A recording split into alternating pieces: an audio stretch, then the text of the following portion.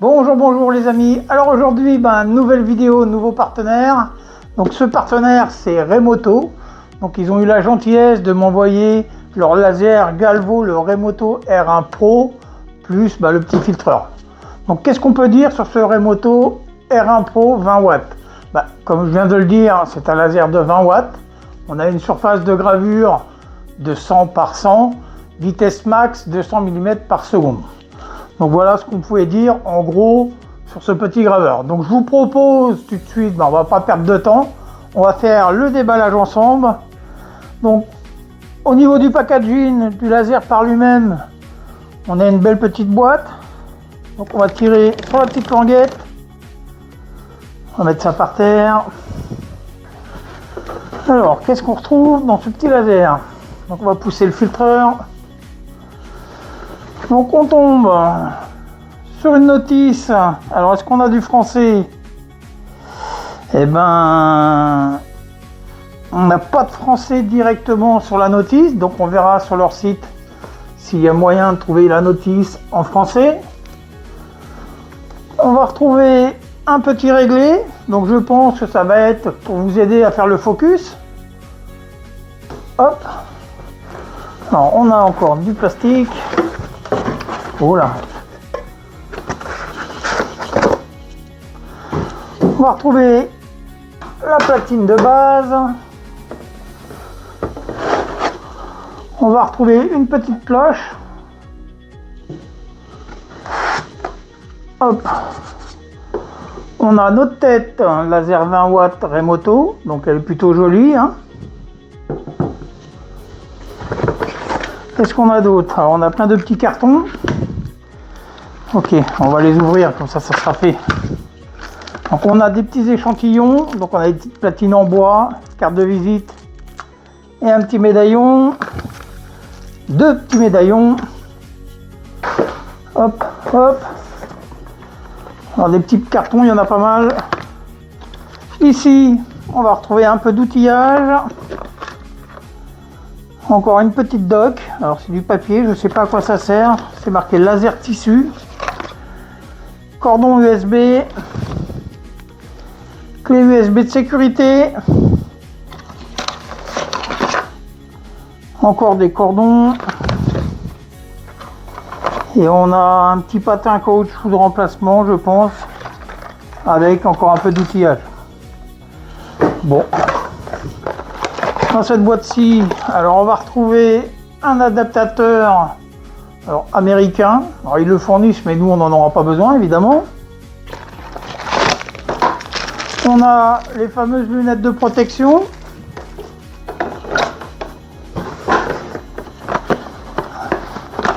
Hop. On va retrouver le transformateur avec son cordon 220. Donc c'est un peu standard ce qu'on retrouve. Alors on a la potence qui est électrique avec le petit coup de poing d'arrêt d'urgence, on verra ça tout à l'heure. Voilà, c'est tout ce qu'on a pour le carton de notre laser Remoto R1 20 watts Pro. Donc on va ouvrir le petit filtreur pendant qu'on y est. Alors je vais sortir le cutter qui était dans ma poche.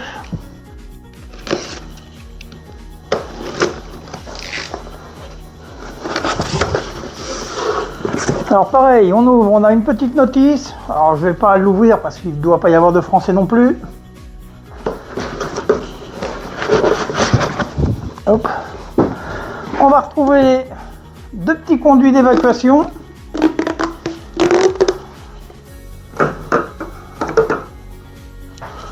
Qu'est-ce qu'on a d'autre?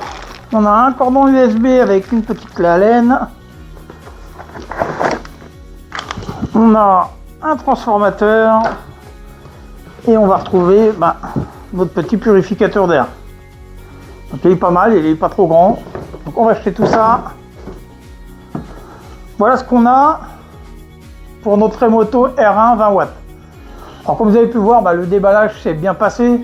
Donc je vous propose, c'est que je fasse le montage en accéléré. Une fois que c'est fait, on va faire un peu comme d'habitude. On va faire le tour du laser, on va regarder ce qui nous propose en raccordement. On ira le configurer par la suite sur l'iBurn. On va regarder si on essaye leur logiciel dédié, parce qu'apparemment ils ont un logiciel dédié. Donc on va regarder tout ça ensemble. Donc je vous propose tout de suite c'est de regarder le petit montage en accéléré. Allez, à tout de suite.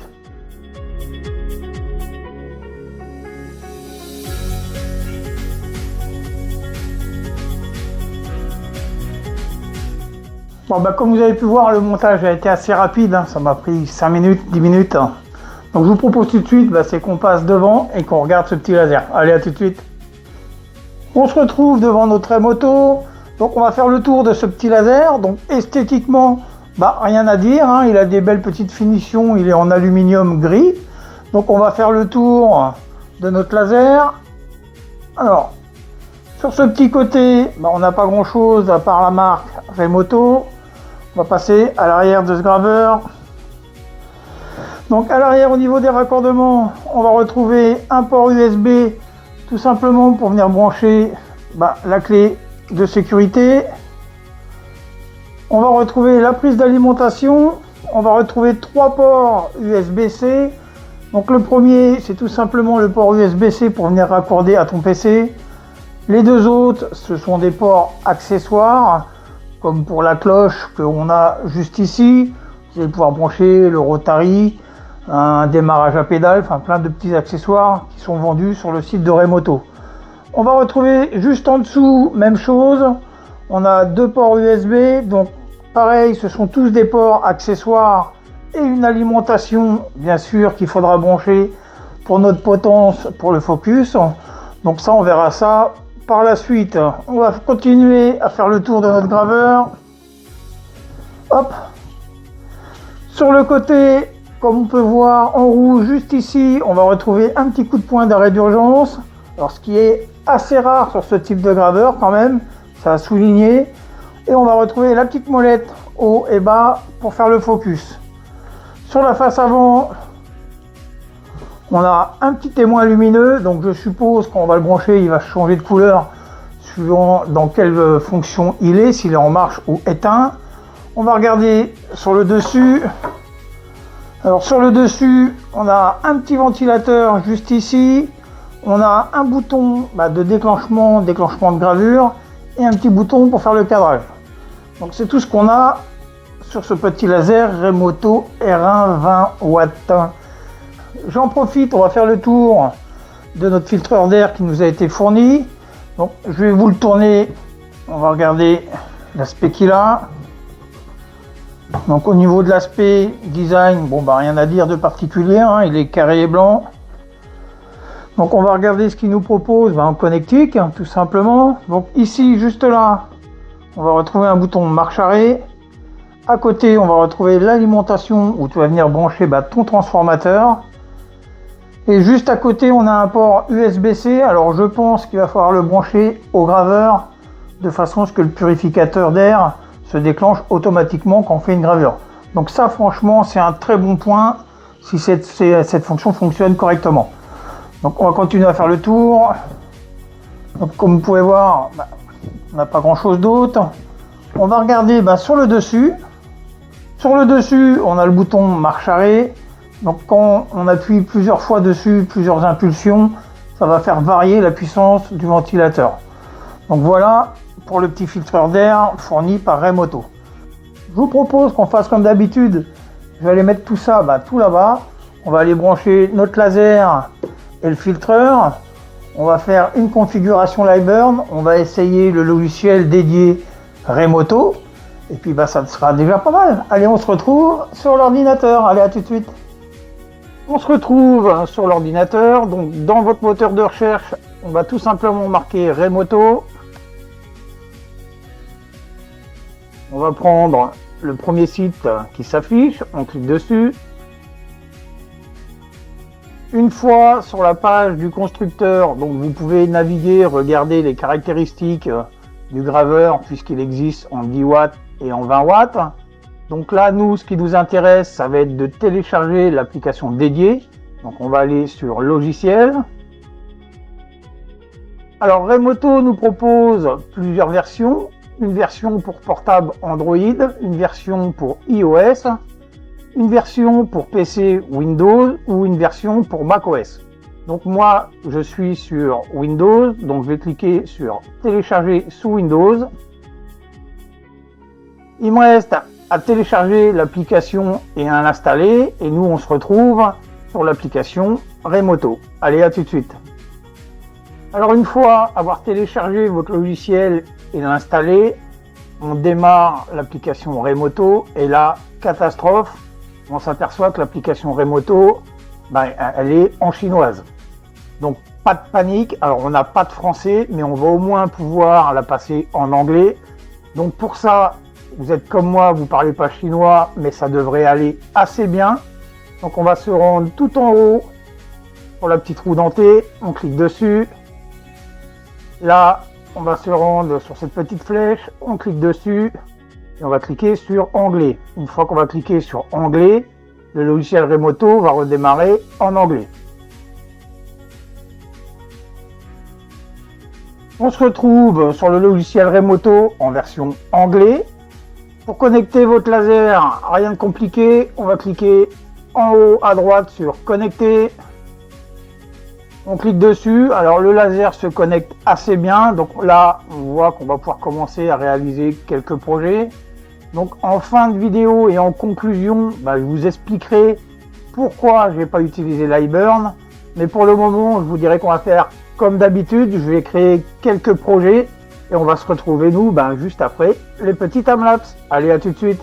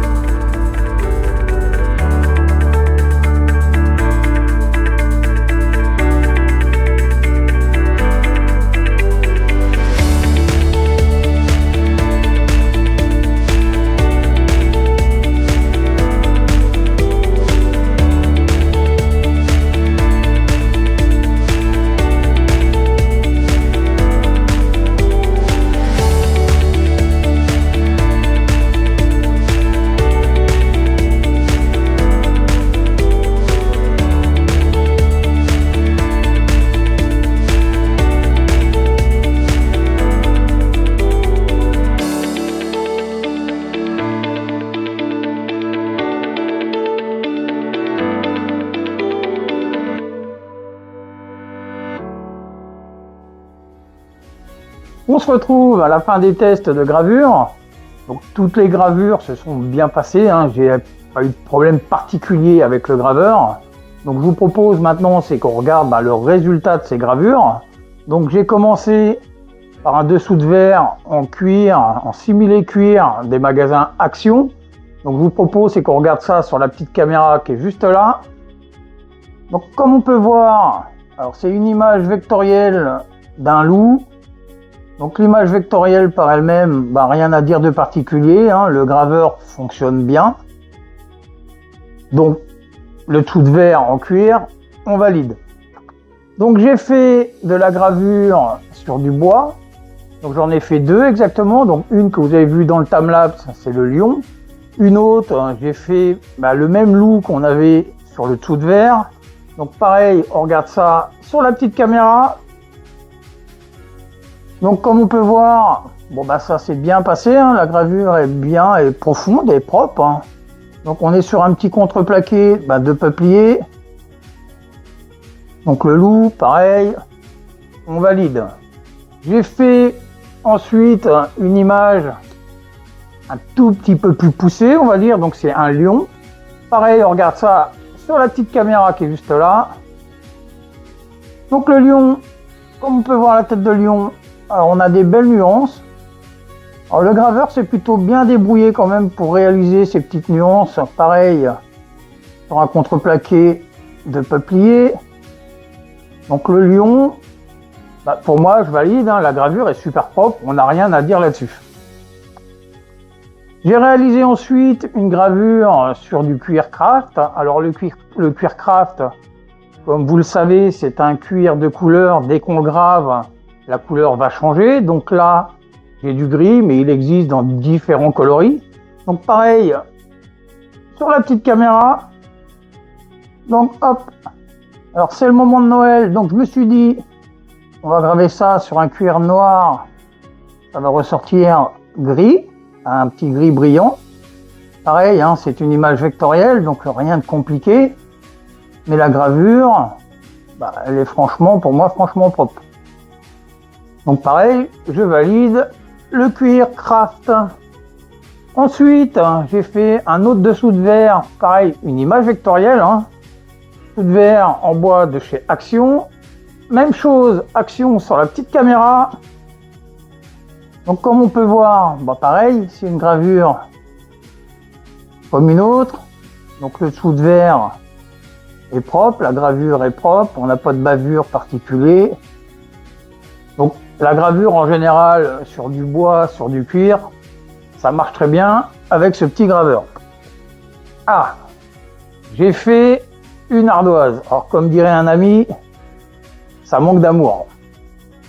Donc les réglages étaient un peu moins bien, mais je vous expliquerai pourquoi pareil en conclusion de vidéo. Donc on va regarder ça sur la petite caméra qui est juste là. Alors franchement, mon Père Noël, alors le Père Noël est propre par lui-même. J'aurais certainement dû retirer le fond pour éviter d'avoir trop de blanc. Donc là ça tombe bien, on est en hiver, le Père Noël je vous dirais, il est dans la neige. Donc la gravure ardoise, alors je vais à moitié valider, j'aurais peut-être dû travailler un peu plus l'image, mais bon, on va dire que ça fonctionne bien. Et en dernière gravure, j'ai fait un petit médaillon en acier inoxydable.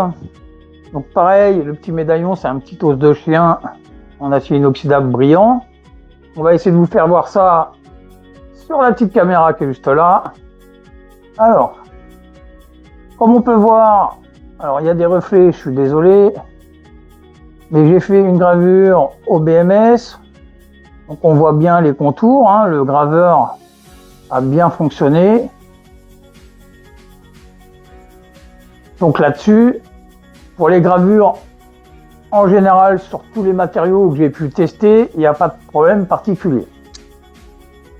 Donc maintenant, qu'est-ce qu'on peut dire en conclusion sur ce Remoto R1 20W Pro? Je dirais déjà que le Pro, il est peut-être un peu de trop. Le graveur fonctionne très bien par lui-même. Le filtreur d'air fonctionne bien, ça là-dessus, il n'y a pas de souci. Mais au niveau logiciel, c'est un peu la cata.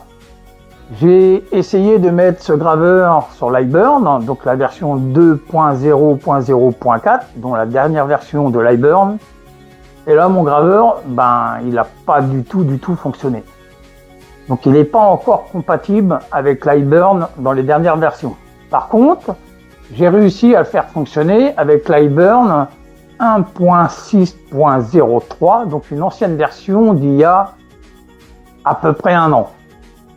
Donc si vous achetez ce graveur-là, si vous êtes comme moi, il est hors de question que je repasse sur une version d'il y a un an de Lightburn. C'est un peu n'importe quoi. Pareil pour le profil Lightburn, j'ai été obligé de le réclamer. Vous n'avez pas une clé USB avec le profil Lightburn où vous pouvez aller télécharger sur le site de Remoto. Vous ne pouvez pas télécharger ni la mise à jour du firmware, ni le profil Lightburn. Donc on a été obligé de me l'envoyer. Donc je trouve ça un peu dommage quand même de ne pas avoir fourni les mises à jour pour Lightburn. Pareil pour le logiciel dédié. Alors pourquoi j'ai pas été plus loin dans ces gravures? Je suis un bon français. Malheureusement, j'ai pas été à l'école longtemps et l'anglais, c'est pas mon fort. Encore moins le chinois. Donc leur application dédiée, je veux bien, elle a l'air de bien fonctionner. Même chose, si elle avait été en français, ça aurait été beaucoup mieux quand même. Vous essayez de vendre un graveur en France, faites au moins le nécessaire pour que ça soit français. Je trouve ça logique, on va dire.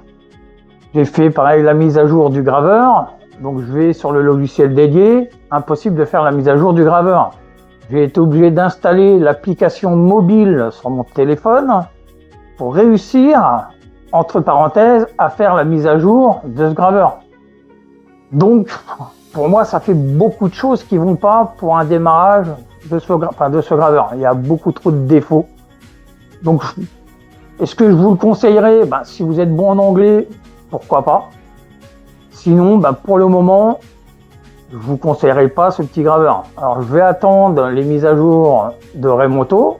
Dès que j'aurai des nouvelles, je vous mettrai en description le lien pour pouvoir commander ce petit graveur. Mais en attendant, je vous mettrai pas de lien, mais aucun lien sur ce petit graveur pour le commander. Je veux pas que vous m'appelez derrière et me dire on t'a écouté, ça marche bien, mais non, ça marche pas. Voilà. Alors sinon, le graveur par lui-même fonctionne très bien. Le graveur, on n'a rien à lui dire. Hein. Dès que j'ai été en version de Lightburn en 1.6, le graveur fonctionnait super bien.